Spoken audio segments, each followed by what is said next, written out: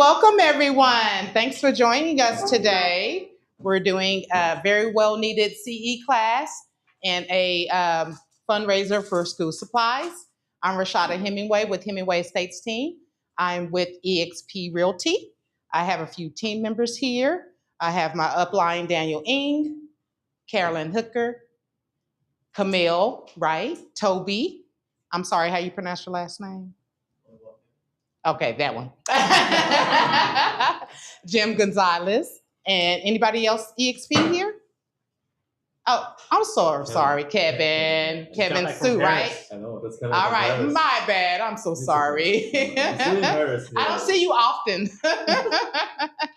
So we're going to be conducting a class here for the new contracts. And Grace, truly titled, Honorable Grace. She's going to be teaching us about the contracts, and I want to give a big thanks to our sponsors.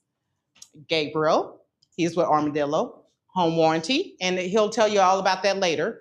I'm going to let him speak, as well as Chris Crenshaw with New American Funding. Yes. So I'm going to let them tell you about their business, and then we can eat, and then we'll start the class at around noon, right? Okay.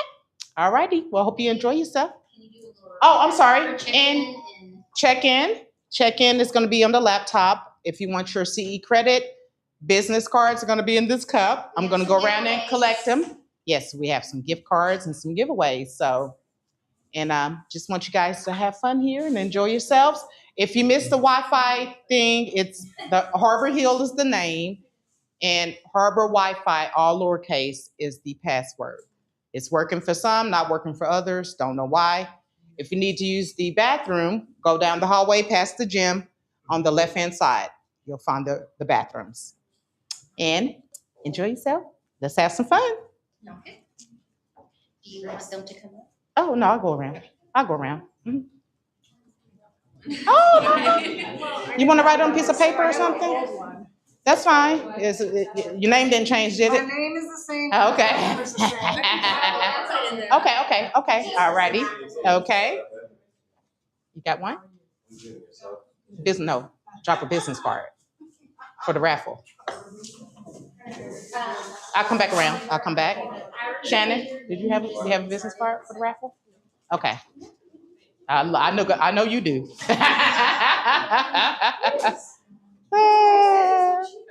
Okay, and I met you before. What's your name? Oh, okay. Where did we meet? Oh, okay. Oh, yes. That's right. So you're a realtor now.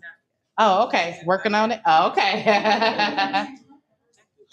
Thank you. Business card? Okay. Okay. You're not qualified. That's right. That's okay. Huh. Oh, yes. Mm-hmm. Yeah, I guess whichever one of you guys want to go first. Oh, you want to pass the mic? Pass the mic. I'll go last. Oh, yes. You'll go last? Tall as the shortest. Mm-hmm. Okay. Oh, there we go. Thank you. What are you in Oh, front? okay, that's fine. Okay. Real short? How you doing, Daniel? Good to see you. All right. If you don't, I was gonna say, if you don't have one, just write it on. We'll measure them. All right. Okay. Yeah, because those miniature cows come up to here. Do they? Uh-huh. Wow. We saw some. She loved them. She'll get to hug all over But them. they were behind the glass. They didn't have them out. So she was real sad. She was like, oh, Jane. And I was like, then you sent that text. Thank I was you. like, Thank you. She was like, can we go? I was like, yeah, sure. Whoever's passing the mic. Absolutely. Here you go. You want to go first? Say a few words. If you want. Okay. I don't know if I need the mic. Well, it's for the live stream, Oh, okay. All right. so you can clip it on, so you don't have to worry about it. So it's out in the world. Here we go. I'll be quick. Good morning. My name is Chris Crenshaw. I am a producing branch manager for the Rockwall office for New American Funding. If you've never heard of New American Funding, we're a pretty large mortgage company. We're the 11th largest in the U.S. We're in all 50 states. So I run our local office here in Rockwall. Been in lending since 2012 and run a team here. Probably the most thing that we are known for is our unique products and programs that other banks and lenders don't have. The most popular being our cash program. Whereas if you're working with clients that are in a contingency situation, nobody likes those. They found the perfect one, and of course theirs isn't ready to sell, and it's a mess, and you're having to stage and do all these things, and it can be very hectic. We eliminate all of that with our cash program, where essentially we will purchase the home that they select for them in cash. You will work with us. You get paid. Everything's all on the up and up. We provide proof of funds. We close that transaction in as little as 7 days. That client then moves into their new home immediately after closing, and you can get theirs ready to sell. And once theirs is sold, we then do the mortgage for them at that time, which allows them to put a larger down payment if maybe they have a lot of equity in theirs that they want to tap into. It eliminates any type of we can't qualify for 2 mortgages at one time situations. So it's a really great program. Not many, if any, mortgage companies or banks have something unique like that. So we've got some really cool stuff. That's just one of many things that we offer. So I'm sorry, Chris, what was the name of that program? the name of that program is NAF Cash. So New American Funding, NAF Cash. NAFcash.com actually is the website where you can read up. We've got some great videos, some literature on it and how it works. But it's really, really cool. If you're in a situation where somebody falls in love with something, or maybe they want to sell their home, but they think, well, what if ours sells quickly and we haven't found the next one? And then we're in a rush and now we're just settling, right? There's 101 scenarios where it's applicable. And really, it's even for somebody that doesn't already currently have a home and they're a first-time home buyer, let's just say. Maybe they're a veteran and they like a home and a conventional offer is beating them out, right? What do they do in that search situation? So we'll do that for veterans as well. We'll buy that home in cash and then immediately turn around and do the VA loan. Obviously, it's not applicable for any FHA buyers just because of the 90-day flipping rules that FHA has. So until those rules change, it's just for your conventional and your veteran buyers. But really great program. Like I said, one of many things that we do a little bit different that you maybe haven't heard of. So we like to think outside of the box. Our average closing time frame for my team is about 15 days right now. So we turn things around very quickly.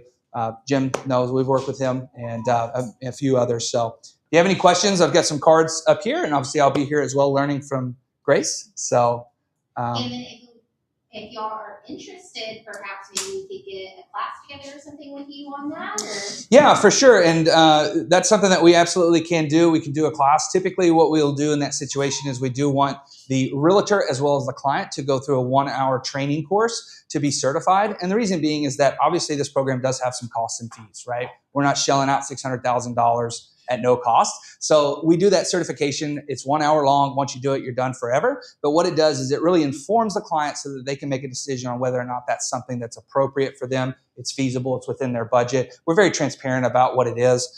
We don't make money when we sell the home to them, right? What we buy it for, we sell it to them for. If we negotiate, or if you rather negotiate for the seller to pay title policy, for example, when we purchase it, we're going to pass that on to them as well, right? So we're not going to go anything over, above, and beyond. But yeah, we could do a training class on that if you're interested. Really a bunch of different scenarios where it can be applicable, and there's not much out there in the market that fits that need. And if you're struggling with folks that don't want to list their home and sell and then be homeless or move twice or live with the in-laws, if anybody's ever done that, not too fun. But yeah, we can talk and set something up. Maybe when it cools down. Would be interested in the 1 hour. Okay. So we'll get something together in the fall. All right. That sounds good. Very good. If you have any questions, let me know. I'll be here. Otherwise, my cards are up here on the pool table. So Thank you. yes, thank you. Gabriel. There you go. Got it. Square clap. All right. All right. Well, it's almost officially afternoon. How are you guys doing? Good morning. Good morning. Good morning. My name is Gabriel McLean, and I am with Armadillo Home Warranty. Just a show of hands, how many of you guys have heard of Armadillo Home Warranty? All right. Well, for those of you guys that have not heard about us, consider today to be your lucky day. All right. Good to see some friends that I haven't seen in a while here today. Let's talk about home warranties. What do we love about home warranties? What do we love about home warranties?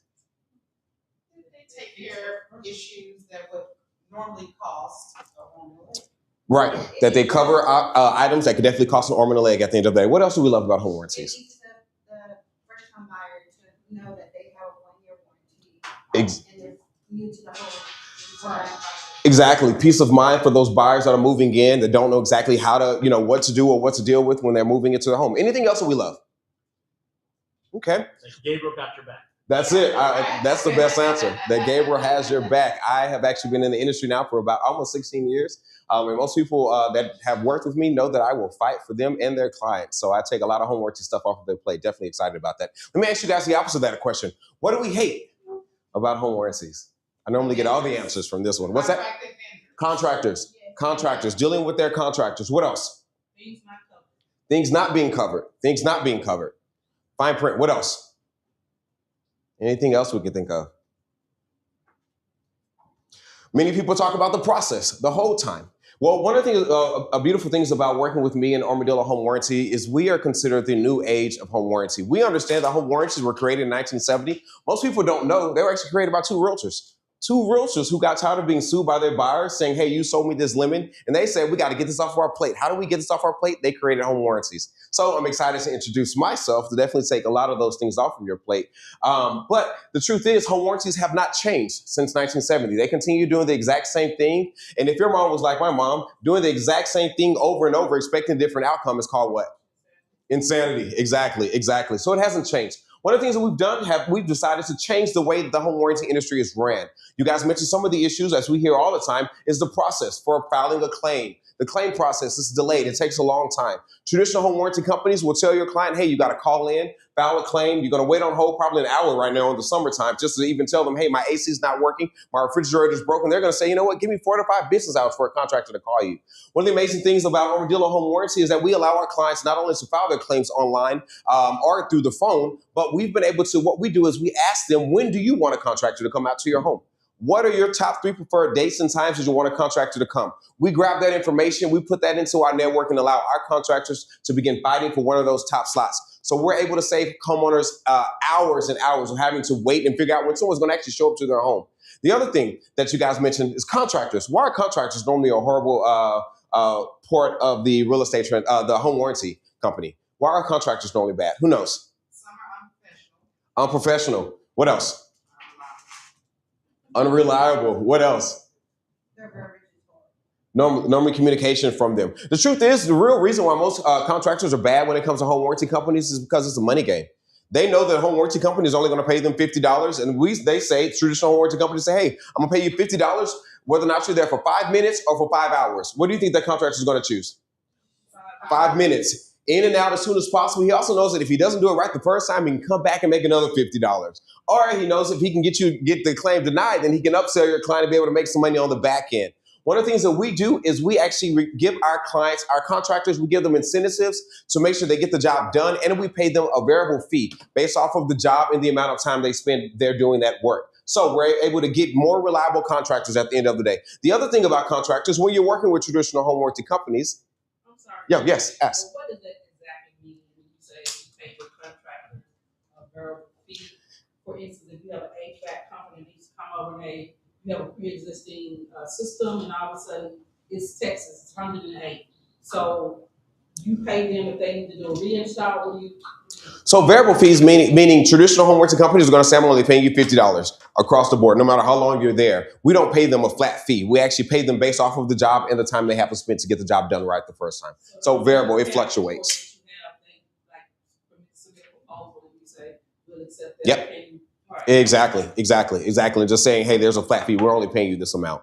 The other thing is, as we were talking about contractors, most traditional home warranty companies are going to tell you, hey, whenever you have a claim, you have to use my contractor. How many of you guys like, we just stated many of the reasons why we don't like utilizing those contractors. Guess what? Armadillo Home Warranty is one of the only home warranty companies that allows every one of our clients the flexibility and power to choose. Every time they get ready to file a claim, we're going to say, hey, do you want me to get you a contractor, or do you have a contractor you already have a relationship with?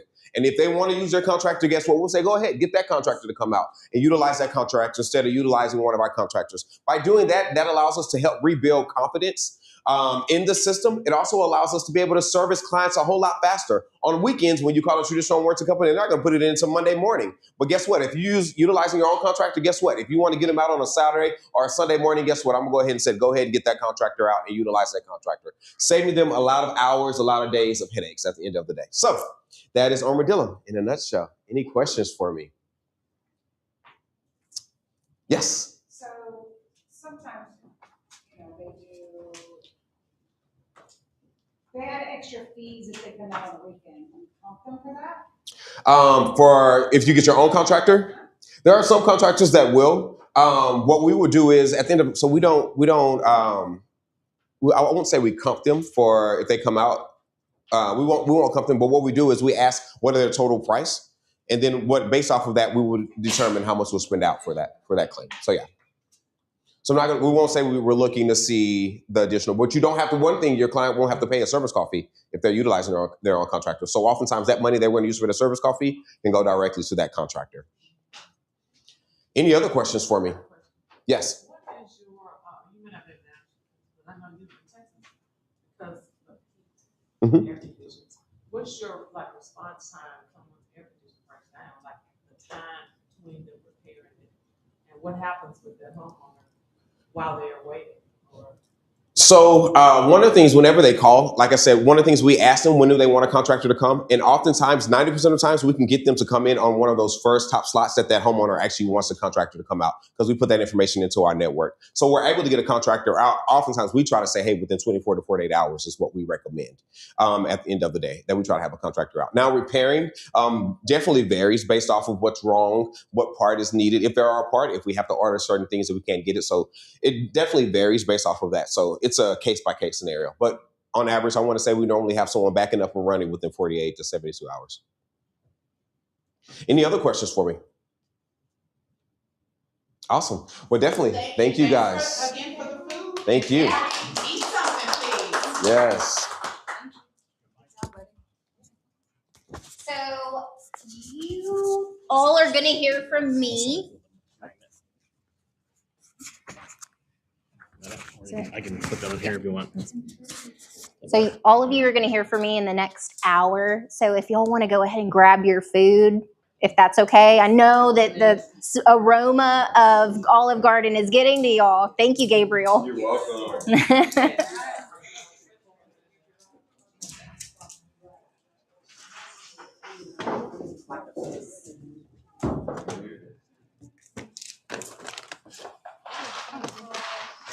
Fly is not invited. Oh, he's still here? He's still here. Unknown fly. Oh, I just saw him too. You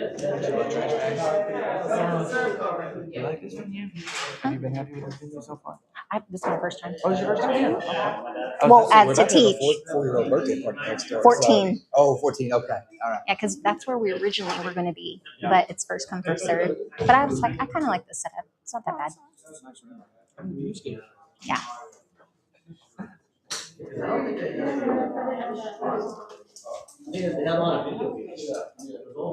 Yeah, I taught this at Manny's in Saxe. Do what? I taught this at Manny's in Saxe. Yeah. So the rest of the restaurant really got to hear about TREC contracts. Yeah, there is. So y'all get all of that.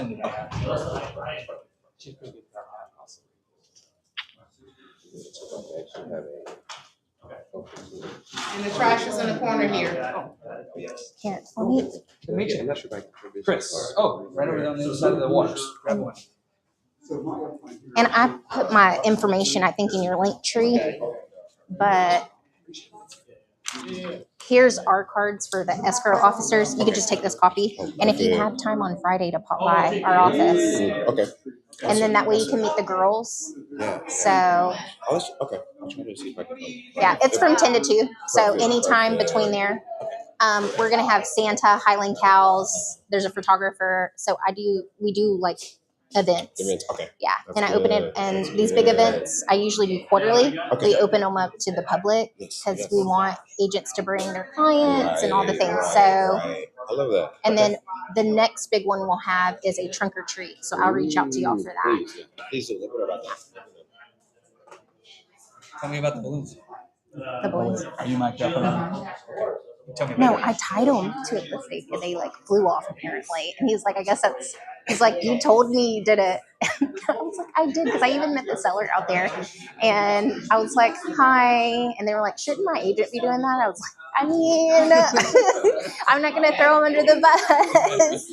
And then it was really windy that day. But there was also some kids kind of playing in the neighborhood. So, but he still swears I did not put those balloons on there. And I'm like, I'll bring it up. yeah.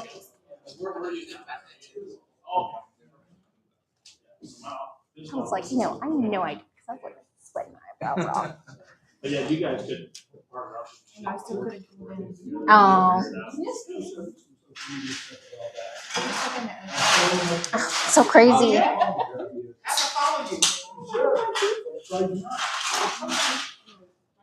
probably am, but the algorithms only show you whoever.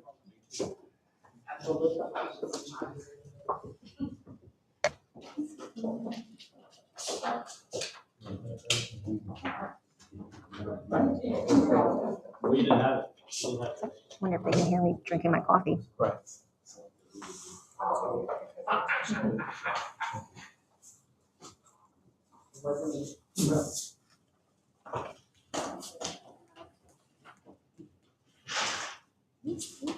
Yeah, I kind of took off in July. I needed a little bit of a break.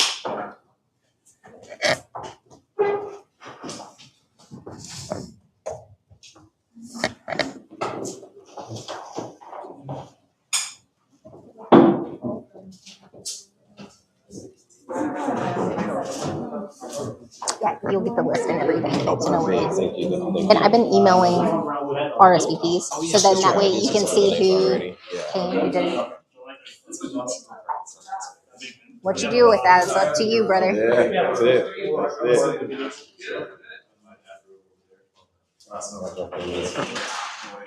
Excuse me.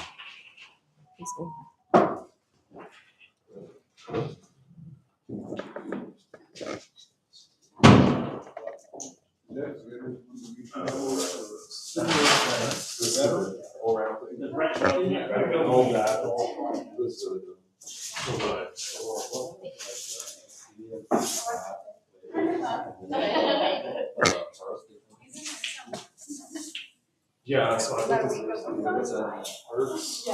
Yeah. They couldn't change it at all. Unless they had, unless Worry about it. from Expedia. From Expedia. Their flexibility change. I'll make sure your stuff is out. I'll make sure your truck gets. Oh, well, I'll come back. I'll come back. If I need to, I'll come back. You don't I have to could take it, and you can just come by the tree office, or I can pop by your house or whatever, drop it off. I don't know if it will. I don't Yeah, I know. what's happening, so that's where I'm like, I'm gonna. It's like you panic. Yeah, it is a little bit. So, but if I do, I'll come back.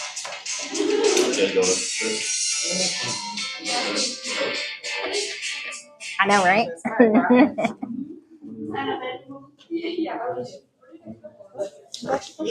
I know, good for you, girlfriend. And then he didn't get registered in, so just make sure.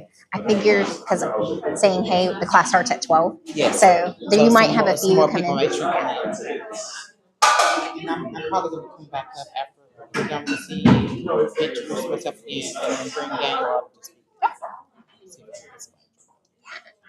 Thank you. You're welcome. Do you know if this is getting live streamed too? Just Yes, y'all's it is. platform? It is on YouTube. I mean, on We Partners Network. Yes, it's Daniel's page. Name. I can see you. I'll text you the link. Okay.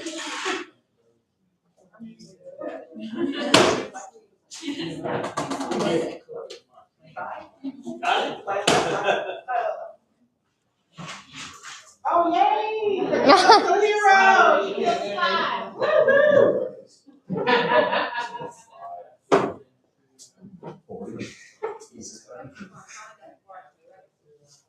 Yeah, like I said, we got them all down. Okay.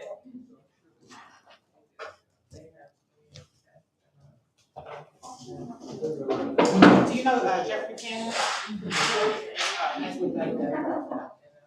He's not here. He's not local. You all right? You all right? Oh, Indiana. Flew in?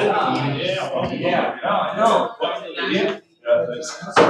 Yeah, It's not that bad though. It's not even. Yeah. Michigan is a little more cool. I didn't know about that program though. Yeah. That's great. That was awesome. Yeah, I mean, I read a little bit about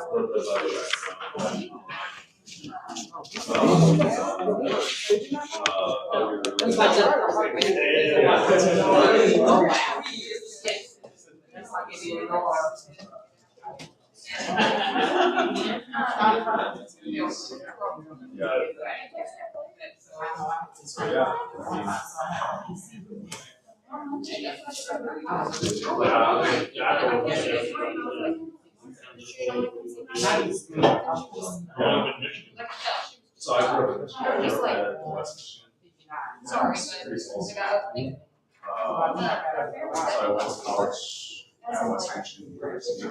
Also in the same time. Yeah. So I had in general business, graduated.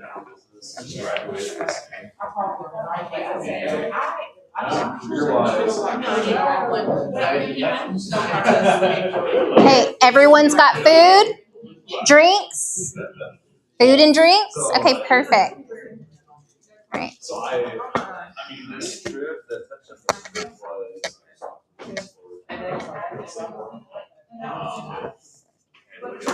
I'm sure he gets registered in. I mean, over there. If he can register. Really know any. If he's wanting to. Okay. So we're going to go ahead and get started if that's all right. Can you hear me okay? Okay. So my name is Grace Rogers, and I am the sales executive and business development partner for Truly Title. Has anyone ever used Truly Title? Thank you. Thank you. Yeah, I got Chris over there. Yeah, and we have some deals working. So if you haven't, we would love for you to give us a chance. So I am an agent myself. I just don't actively sell. So I have 12 years in the business of REOs, short sales, and foreclosures. So that was my forte. Also a recruiter for larger firms and brokerages. So if you need help adding to your team and leverage, would love to be of service. And I love teaching agents. So luckily I am able to teach some CE classes. This is one of the CE classes that I offer. There's 3 other ones, including realtor safety, which I think is extremely important for y'all. And we do fun events as well. So coming from the foreclosure realm, having to get rid of squatters, which we'll also cover in this curriculum here, we do a gun safety shoot as well. So we do that once a month. So if you're wanting to be more familiar with firearms or just with your firearm, would love to collaborate with you on that. So another thing is, if you haven't registered, please register here. And then I will be sending out a hard copy sheet for you to sign as well. So I'll send that out in the next 15 minutes or so. Okay. We do have a big event this Friday at our office, and it's called Christmas in July. We are going to have Santa there, and he's going to be dressed Hawaiian. Obviously, it's July. We have 2 Highland cows. They're about this big. So, I mean, they're as big as me. And you can take pictures with them. So we have a photographer there. So for all of you agents that need a reason to reach out to your clients, this would be it, right? Hey, we have this amazing event. You could use we, right? It's already paid for. So Truly Title is offering this to you. So make it easy for you to reach out to your clients and your friends and family, and selfishly take photos with these Highland cows. We'll also have local boutiques there too. So if you're wanting to shop, and SJ's from Kaufman, which is a shaved ice truck, will be there. So think of it as a client appreciation event and use us as leverage to help get back in front of your clients. You know, who here touches their database all the time? They follow up with their clients all the time. We don't have Have a great day. yeah. Whatever. We don't have like what is that bias, that client bias sometimes, like, ooh, you know what? I really haven't talked to them in a while, so I'll go to the next one, right? So this would be an easy way for you to touch those clients. And what time is that? It's going to be from 10 to 2 on Friday at the Truly office in Heath, so it's just right up the street. Santa and the Highland Cows will be there from 12 to 2. So, but the boutiques and all that will be there at 10 a.m. So, and if you're needing to ever do training classes, we offer a ton of training classes. I think in April, I did about 36 trainings or events. If you need help in leverage, open houses, broker opens, those kind of things, just let me know as I do, the marketing and things like that. I also help serve on MetroTex. So our meetings for the Rowlett Rockwall area, which currently is at OPA, we're looking at a new location, but that's at OPA in Rowlett, and that's the first Thursday of the month. And then also serve and help on the Henderson County Board of Realtors, which is Cedar Creek Lake. So if any of you work out that area and want to do classes, I'll come to you. Like, thank you, Rashada, for having me out. So, yes. So any questions before I get started? No? How many of you have written an offer after July 1st? Contract. Okay. So you've seen a little bit of the changes, right? Okay, perfect. Not bad. Yeah, so today we're gonna cover, it's just a few things. I think the groundwater and the conservation district is gonna be the biggest things. Just so you know, if you had pre-registered for the class and RSVP'd, I went ahead and sent out the slides as well as the links for groundwater and whatnot. But after this class, I can resend them to you too.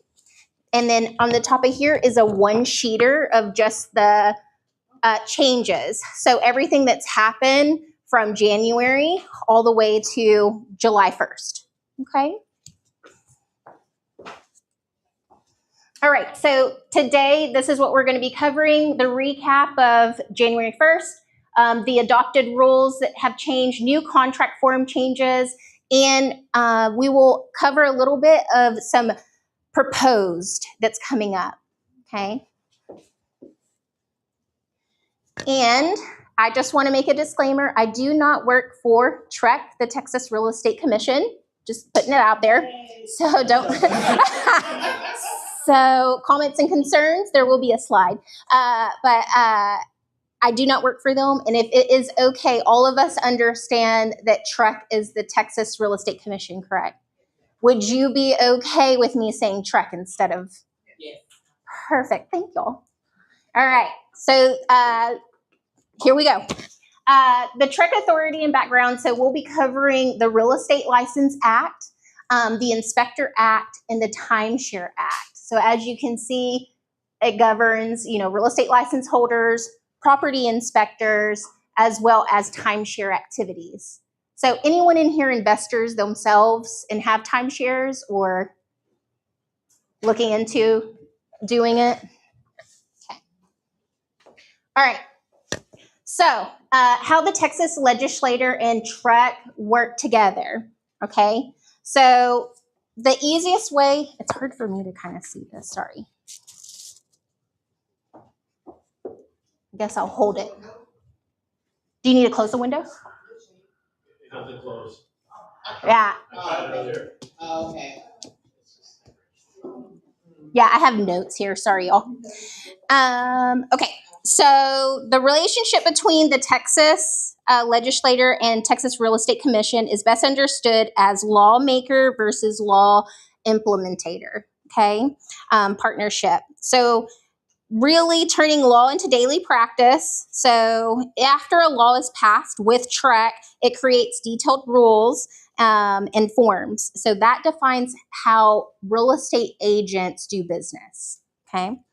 So an example, the legislature says require written buyer agreements, what forms are used, when they must be signed, and how they are enforced. So the most simple way to put these two into effect is that the legislature says what and TREC defines how it's done.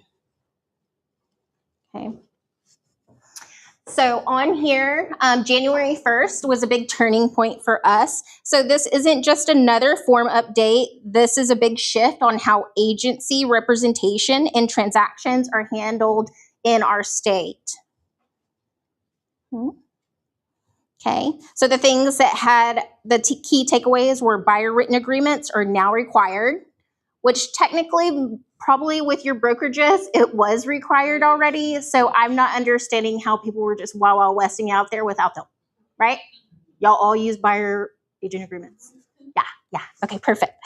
Sub-agency has been eliminated, okay?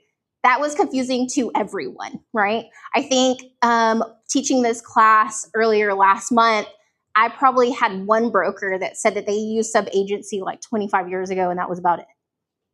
So that's taken out of the contract. New non-representation option introduced. Eviction and notice rules have been adopted and updated, sorry. Broker requirements doubled. How many of you are looking at becoming a broker? Yeah, so we'll talk about that. And then the new TREC realm system that launched in December. We will cover that as well. Yeah. Again, I just delivered the content. Okay.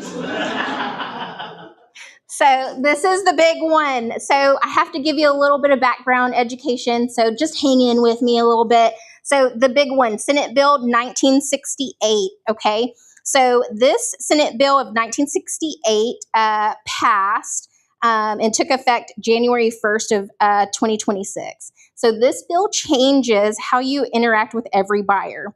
So consumer clarity is the driver, right? TREC and the legislator want consumers to understand exactly who represents them. Okay, so truly, I think most of you are already doing this, but it's blatantly clear inside the contract now. Okay, today we'll discuss the changes. So that Senate bill, the majority changes will have included the written buyer representation agreements, a new non-representation status, all references of sub-agencies is out of the contract. And then TREC can now notify brokers of complaints filed against their agents, which I think that was already being done, but now it's like automatic, right? Through the system. Not that any of you are in trouble, right? Okay. Because y'all are here, right? Okay, the buyer representation requirement. Okay, so no agreement, no advice. So this is the new requirement under section 1101.563.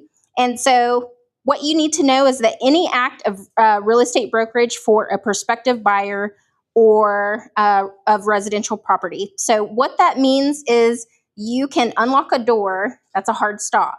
So the moment you start giving, sharing, giving advice, sharing opinions, you are now a fiduciary, right? And you can't do that if you don't have a buyer's rep agreement, okay? So don't get caught doing it, okay? We have those filled out. So now TREC has made a non-representation option. Has anyone started using that yet? Yeah. So, and the reason for that is you can show without representing, right? So you won't find yourself in a predicament without something signed, right? So obviously this is a very limited tool. We want to represent a client, but how many of you take a lead, go open up a door? No? No one's ever done it in the past? Yeah. Okay. I know we're being recorded, so yeah, I get it. Okay, so this is not a loophole into not having that buyer agreement signed. This is just saying, hey, I have 14 days to be able to open a door and do those things, right? So there are strict limits. A maximum of a 14-day term, must be non-exclusive. You cannot give advice, opinions, or negotiate. You can only show the property. And so this is the TX 1508 form. It's called Unrepresented Customer Showing Form. Okay. And so that's, hey, nobody wants to do that. Okay. Yeah. So this form is very specific for that purpose, right? If you took a call, like a sign call or whatever it may be, whatever your situation is. Okay. Simplified agency. So this one was a win for all of us as realtors and, to be honest, the consumer. So sub-agency created endless confusion. A buyer would work with an agent thinking that the agent represented them, but legally the agent was a sub-agent of the listing broker, right? So any of y'all did sub-agency in any of your contracts before? No, right? And your broker probably told you we don't do that. Yeah, perfect. Now it's simple. You either represent the buyer or you don't. So the end of the sub-agency, all of that wording is now out of the contracts. Perfect? So now we don't even have to mess up trying to explain it to the client, right? All right, so January 1st, these updated forms, you have, as you can see, a new IABS, which is information about brokerage services. Listing agreements were updated. Compensation language has changed. And I'm just going to give you a heads up. It's probably going to change again. Okay, how many times has it changed now? Like 5 times in the past few years? I know, it's crazy. Seller temporary lease is now required, and then the contract notice section simplified. So the biggest things to kind of take from this is the seller's temporary residential lease became mandatory on January 5th of this year, 2026. The notice section of the 1 to 4 family residential contract in paragraph 21 got cleaned up. So the email, fax, contact fields are combined.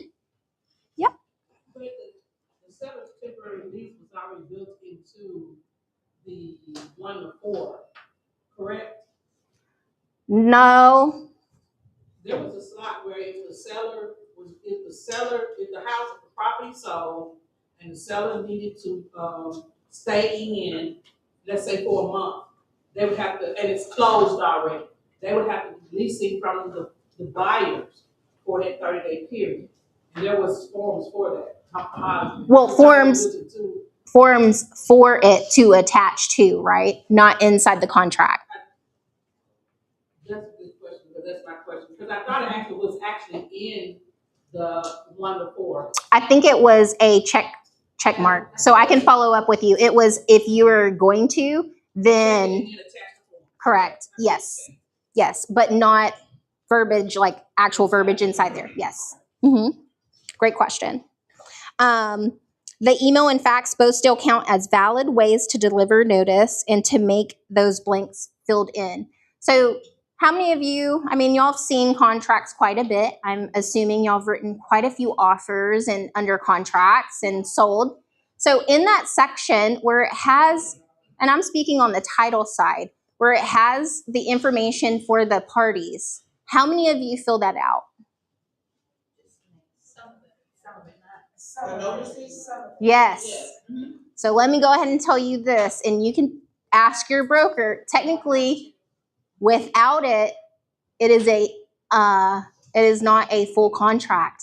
So I understand, and this is what I get. This is what I get from agents is, well, I don't want the other people reaching out to the other party. Okay, fair. But as the title company, how are we supposed to deliver information to your client when you just put your email on there?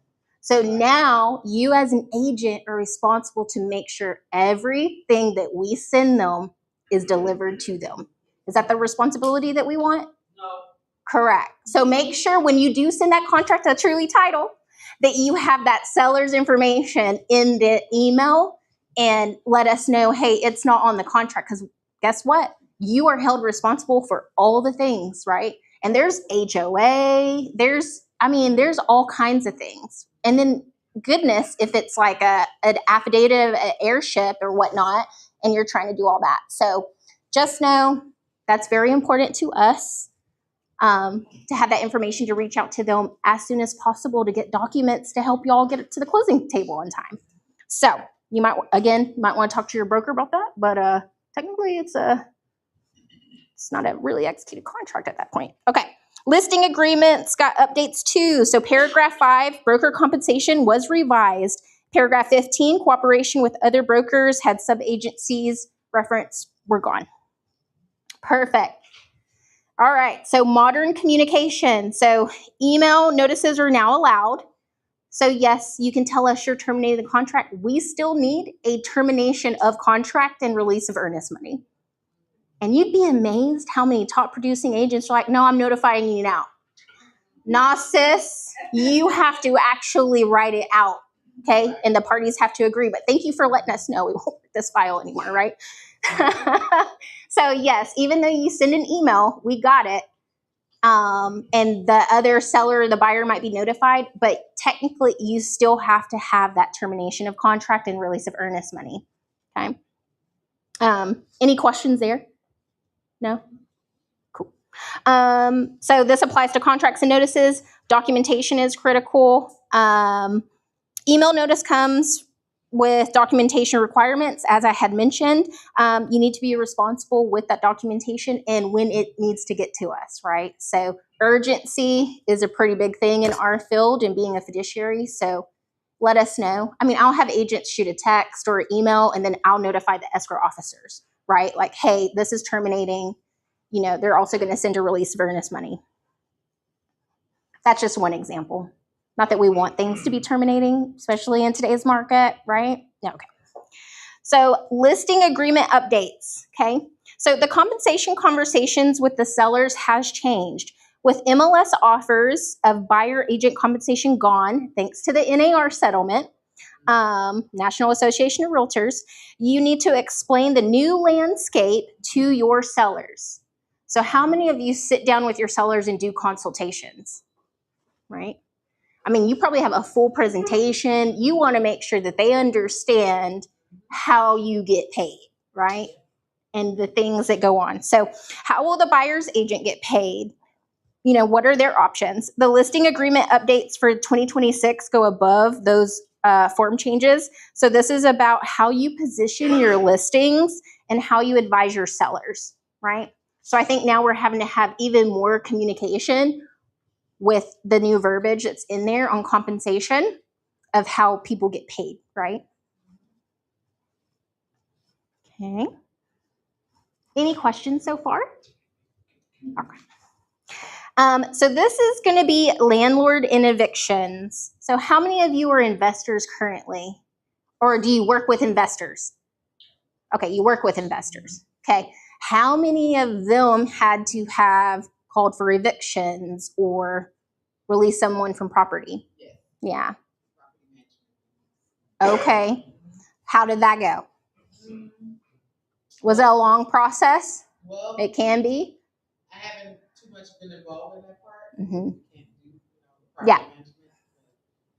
I've given him direction as to, go to the courthouse. Yep. Okay. What about you, Jim? Same thing, have a property manager that deals with that. Yeah. It just kind of keeps me up to date with what's going on. Yeah. And sometimes it And the can. different options, right? Yeah. So typically it's usually a lengthier process, right? So Texas squatter and eviction laws. So if you work with investors or landlord clients, you need to know about the Senate bill or SB 38 and the SB 1333. Governor Abbott signed these laws to address what he called a squatting crisis here in Texas. Okay. So the SB 1333, which was effective of September of last year, so 2025, created a fast track removal process for unauthorized occupants. And the SB 38, which was effective of January 2026, streamlined evictions to a 20-day rocket docket out of there, right? Yay. Okay. So there are new criminal penalties of fraudulent leases too. So yeah. Would a squatter have a lease? They wouldn't have a lease. They just occupy Correct. the environment. And so if so, now I mean, because and I guess the reason I'm really questioning this or asking Yeah. why this is here? Because I know the problem that we've had where people have been copying people's deeds and fraudulent deeds, but I hadn't heard of this yet. Yeah, so that could be an example, and I could be wrong, but they have overstayed their lease, and now you can't get them out, right?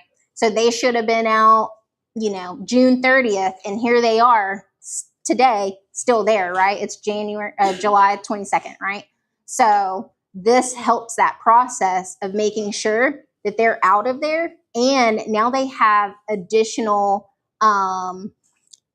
criminal penalties that will be put on place for them. So let me make sure, because if I have let's say I do a 12-month lease, and my lease ends and it goes month to month.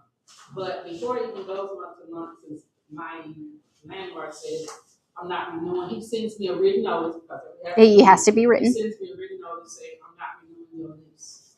And the person gets it, they know they receive it, but they won't leave. Then they're holding over. Correct. So is this will come in place? Mm-hmm. Yeah. And they'll face, I'm sure, arrest and all that, but criminal penalties. So it's going to make it hard for them probably to rent and all that kind of stuff like later on as well. Okay. Okay. Broker requirement changes. So again, some of you in the room are looking at being brokers, right? Yeah. So if you're planning on getting your broker's license, these requirements just got tougher. Sorry, y'all. So that means the experience points required went from 360 to 720. Yeah.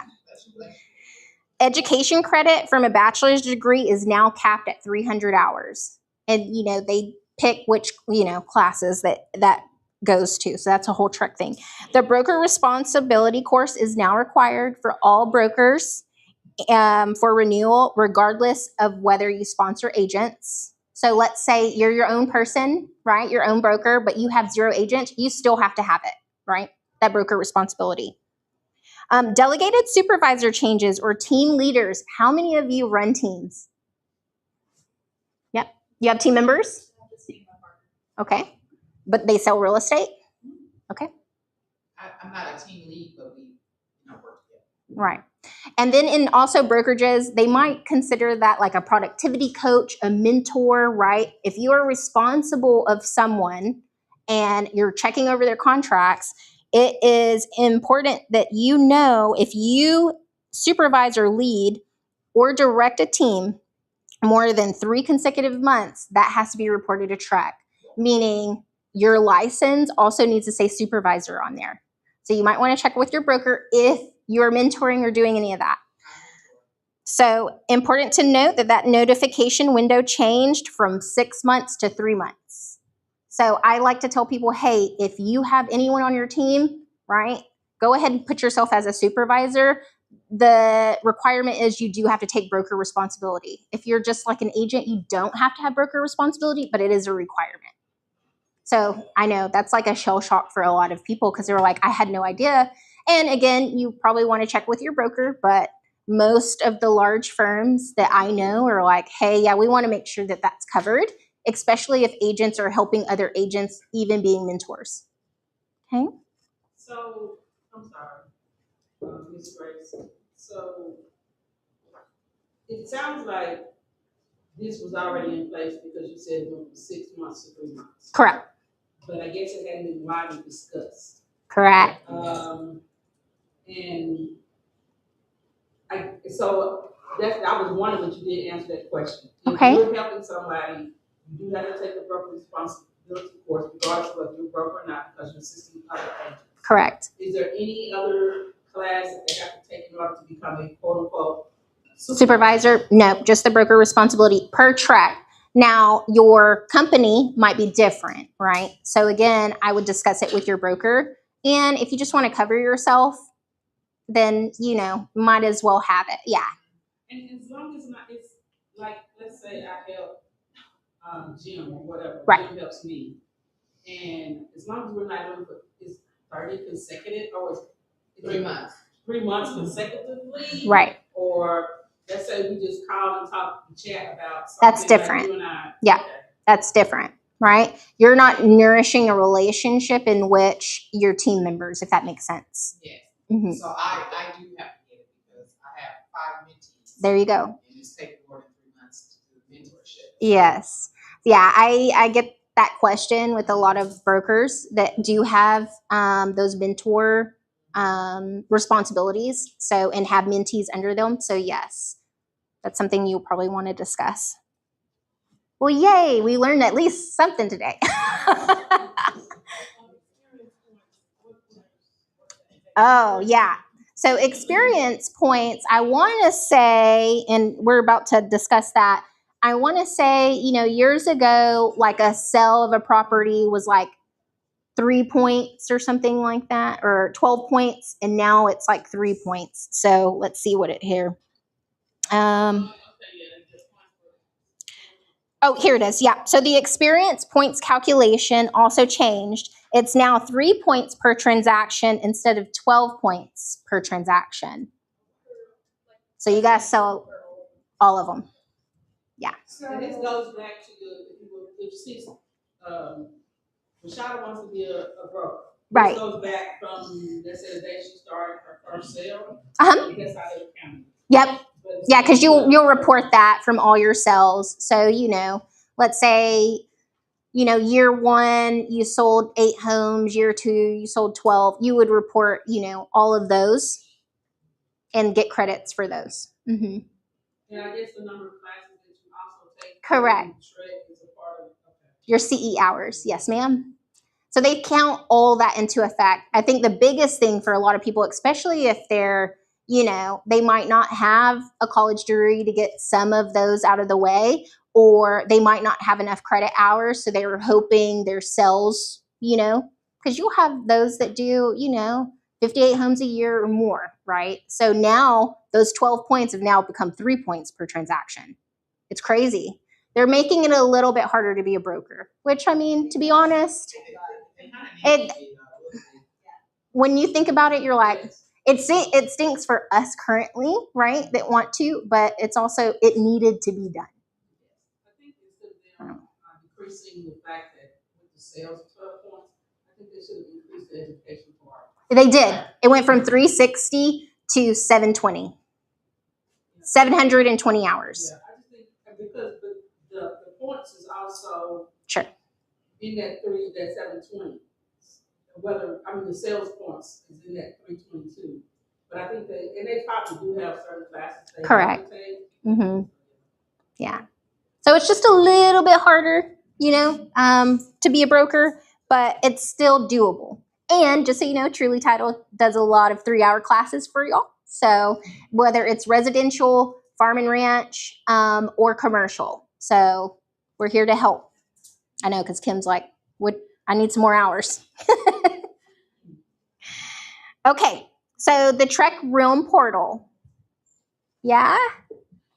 Okay, that opened up in of December of last year. So December 15th of 2025 is when it launched. So that system is a modern way for us to manage renewals, applications, documents, all the things.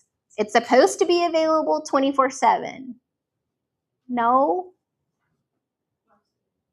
The Realm. No, so why are you saying no, it's not open 24/7? No, is it? I'm getting some head nods. They're like,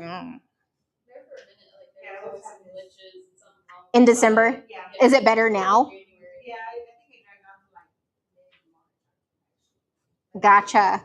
And then we have someone over here that is looking at getting licensed, about to be licensed. And so you've probably had to be in the portal, yeah? Okay. Yeah. So it was taking 3 to 4 months for a newly licensed agent earlier this year to get licensed. Were you one of them or no? No, I'm a team member. Oh, okay. Me too. It took 6 months. Yeah. I mean, 6 months. Yes. yes. They were. They had a technical issue. Yeah. Transitioning from one system to the other. Yeah. To the Realm from TREC. Yes. Yeah. Yes. There was a. You had to like go register or something too, right? Like, so what payments you had to keep going back in there. Yes. It was all the things. Good news for, I want to say on the TREC realm though, as a broker or as an agent, as soon as your license moves, the boards are notified. So there shouldn't be any interruption as long as you're, obviously you paid your board dues. On accessing property, right? So that's been a big plus for brokers from what I've heard, right? Again, we got to pay those dues, right? Okay. Any questions on that? Okay. So action plan for you. You're going to update your buyer consultation process, right? Use correct and current forms. I'm sure that most of y'all in your brokerage already have them updated, right, in your files. But for some of us who might be old school and just have it sitting there on our laptop, know that you got to do the update, okay? But some of y'all use like DocuSign or, Authentisign, zip forms. Okay, it's all updated. So if for some reason y'all had one saved, just know you need to go back and make sure it is updated. Because we even received a contract, I think, earlier this week that was an old contract. And the escrow officers were like, this is the old contract, isn't it, Grace? And I was like, yeah, they need to come to my class. So learn when those agreements are required, adjust your listing presentations, understand compensation conversations, and verify supervisor status with your broker, okay, if it's applicable. So now moving on to recently adopted rules that went into effect of May. So these are some of the bigger things here. So on our TREC number 55-1, which is seller's disclosure notice, okay? You might see that was kind of cleaned up a little bit. So that seller's disclosure notice, the biggest things to take away: 1, provide prospective buyer with information on whether the property is presently covered by insurance, including windstorm insurance, and whether the current seller has been unable to insure the property for any reason. Why do you think that would be so important? Well, I mean, it depends. Are you buying it as is, or is there a disclosure saying that the roof has been repaired and it hasn't? And if that's the case, and you try to go get insurance and they come out as an inspector, the roof is not passing, so they're not going to. Right. With all the windstorms and hail damage that we have, this is why, right? This is why also deductibles. I mean, you can probably get a 1.5% deductible, but now it's 2 or sometimes 3, right? On that. It's also a big thing because in the other part of the state, they have windstorms, right? So yeah. 2, inform a prospective buyer if there's a private road on an adjoining the property that the prospective buyer would be financially responsible for maintaining. So why would that be important? Anyone have that like on any of their files?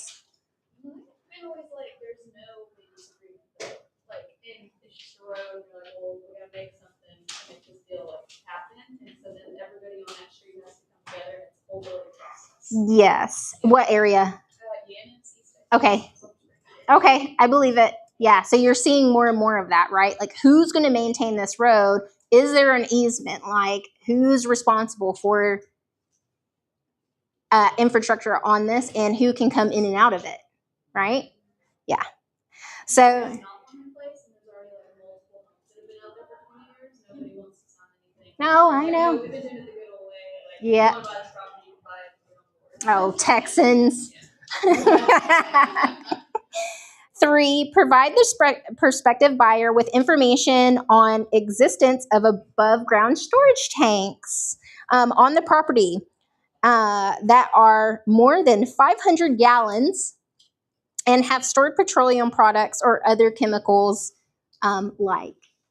I would assume that would be very, very, like, we would need to do that. So now it's written in there, so just FYI. And then 4, tell a prospective buyer whether that property is located in a conservation easement. The seller's disclosure is updated to reflect those directives. So have y'all had training with your brokerage on how to fill out the contract on the water, groundwater, conservation? Okay. What are they telling y'all to automatically put if you're the buyer agent? Or do y'all reach out to the listing agent to find out? Yes. So that's your first. Because what I had been hearing was they were like, well, we don't know, right? Because it's new, right? It's not required. And I thought she was telling Carolyn it wasn't required at all. So yes, it's required. It's in the contract. It's in the But she was contract. saying it wasn't required because there was no water source on the property. Yeah, so then it would be 3, right? Yeah, there's so 3. there's the tick marks of 1, 2, and 3. Yes. 3 would be we're not aware, right? So I think that's what, hey, if you're not aware, I'm going to put that. We'll find out. But luckily, I sent y'all 3 links for groundwater, conservation, all of that. So you can check addresses and things like that too. Yeah. And I'll resend it to y'all. You're welcome.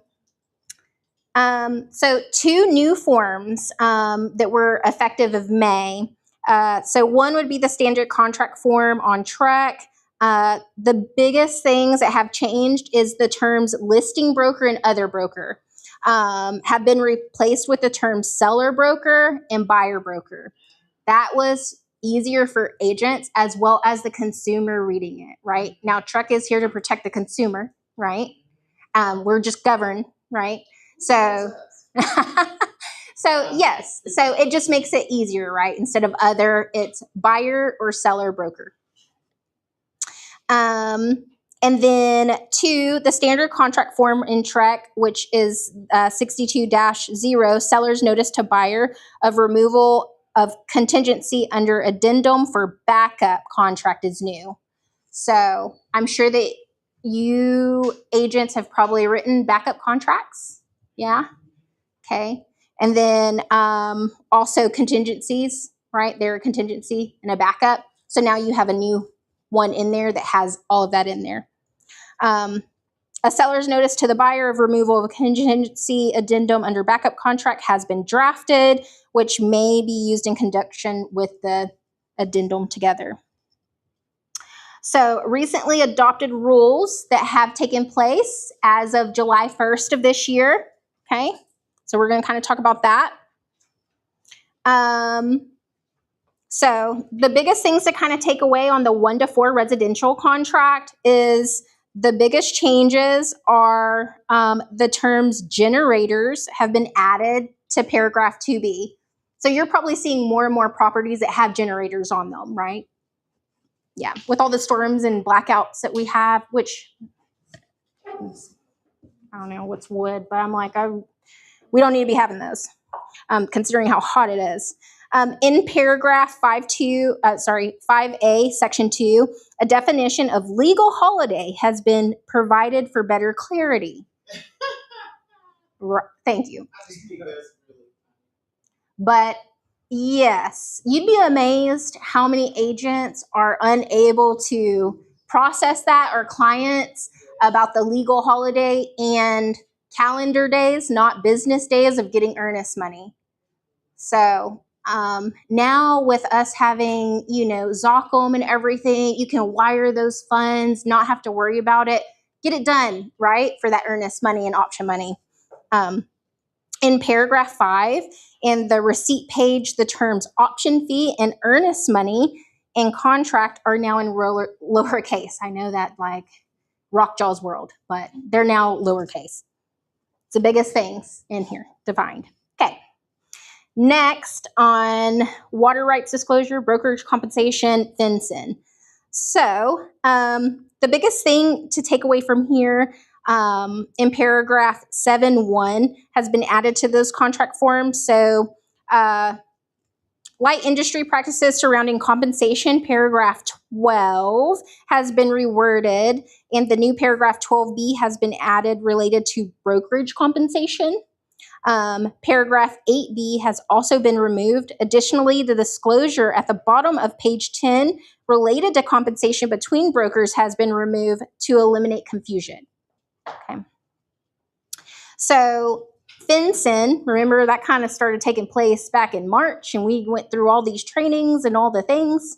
Okay, so spurred by recent laws related to the Federal Crimes Enforcement Network, or FinCEN, language has been added to paragraph 20B, which requires the parties to provide information by the escrow agent for any governmental reporting, which is very important, why we should get this information as soon as possible. Requirements, and requires the buyer to pay any charges associated with gathering or reporting such information. So FinCEN reporting is on hold at this time due to a judge's orders, but FinCEN has filed an appeal, and we'll see where it takes us in the next few months. Okay. 7, 8, and 9. So paragraph 21, notices, was amended to clarify the acceptable delivery methods of those notices. So the revised paragraph also provides more options to the buyer, seller, and agent contact information. Okay. So to streamline and improve usability, the committee recommended that the agenda of the notices be incorporated in paragraph 22. Okay, so it's now categorized. How many of y'all putting in those addendums and check marking? You're like, where is this? Where is it, right? So now it's categorized into financial leases, additional tests and reports, statutory disclosures and notices, and other, right? So they kind of didn't have it in an order, so now it is. Several references requiring the agenda to be attached were removed from paragraph 6. Okay, and then 6E, section 12 was struck out entirely on the agenda. So broker information page has been further reorganized with updated formatting and terminology. So have y'all noticed that on that broker ratification page? I don't know why that was confusing to begin with on agents, but it's riveting. So now it's changed a little bit. Okay. Additional contract forms updated as of July 1st. So the unimproved property contract has been updated to the standard contract form for TREC, which is the addendum for backup contract, has been updated. So option fee, earnest money, and contract are now lowercase. Legal holiday is now uppercase. Okay, I know. 3, the new home contract in complete construction has some changes to it. 4, the new home contract completed construction also has updates. The standard contract form of TREC, farm and ranch, has also been updated, and those all have listing broker or other broker have changed from seller's broker to buyer's broker. Okay. And then the residential condominium contract resale has also been updated. Yes. So they've turned the terminology from other, right, to buyer or seller broker, and then capitalized legal. Holiday, and then lowercase contract, earnest money, all of that. Okay. I know I get it. Everything has been updated. The biggest thing for you to take away is also that groundwater conservation, right? Because that is the newest thing to us, right? So more adopted forms, July 1st. The standard TREC form, addendum for property subject to mandatory mandatory membership in Property of Owners Association. So HOA. Yep. So paragraph A2, so the buyer is not obligated to provide subdivision information to the seller under that provision. So clarifying language is added to paragraph C to address conflicts that may arise. The term effective date is also capitalized, so you can see that is the effective date. What changes is this, the form is not one of our contracts that you just mentioned, correct? It's an addendum. Mm-hmm. Yep. The standard contract form TREC 39-10 amendment to the contract that has been updated to align with changes in the industry practices surrounding compensation. 3, the standard contract form and TREC 61-10 water notice, so seller's disclosure about groundwater and surface water rights. That's all new to us, right? So that's all up there. Notice that the seller's disclosure about groundwater and surface water rights was created. Okay, so that's the biggest thing that took place of this month, July 1st. So let's take a look just of what's ahead and some proposed changes that could be coming August 10th of this year. So at this time, the rules are open for public comment. They haven't been adopted. So you as an agent, if you agree or don't agree or have some sort of comment, you can message TREC, not me, but message TREC in regards to these things. Okay. So proposed licensing and education rules, right? Which we had stated. It's going from 360 to 720. So it's going to be a little bit harder for the Broker Responsibility Advisory Board. So they want to make sure that they have balanced representation on that board. So they're replacing 2 broker member positions with public member positions. Okay. Was it one public position before? Because I know they had like a broker, I think, and then someone who wasn't a non-broker. Yeah, so there's 13, I think, total, right? So they're wanting to put some more that are public members in there. Correct. Approval of qualifying courses. So just so you know, there's approval of courses that you have to take in regards to getting a CE and renewing. Responsibility and operations of providers of qualifying courses. So like myself, I have to go through curriculum so I can teach you guys, right? And ladies. So that's going to be held at a higher standard for us to complete certain curriculum. Responsibility and operations of providers of continuing education, and then continuing education requirements. So, making sure that we're all up to date in our licensing. So those are the biggest things that they're going to vote on the 10th of August. Okay, and I was hoping that inspector was going to be here so he could kind of cover, but so I have just a slide or two left, but there are a few things that are coming into effect for inspectors. So these updates that we thought that we would share with you. So a few changes in inspection world that give you an insight. The biggest things are going to be on the reports, are going to be more in depth on the electrical systems and the HVAC systems. So there's going to be a lengthier report on those 2 items. Next, key takeaways just for you to kind of think about. Yes, we know that the changes can be frustrating, but there's a reason for it, right? And we want to see ourselves still practicing a year from now.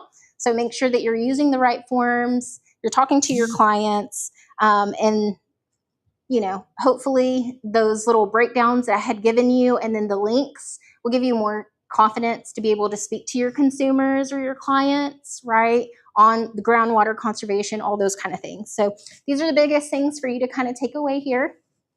And then for you who are looking at being brokers or supervisors, and that's pretty much my presentation today. So do y'all have any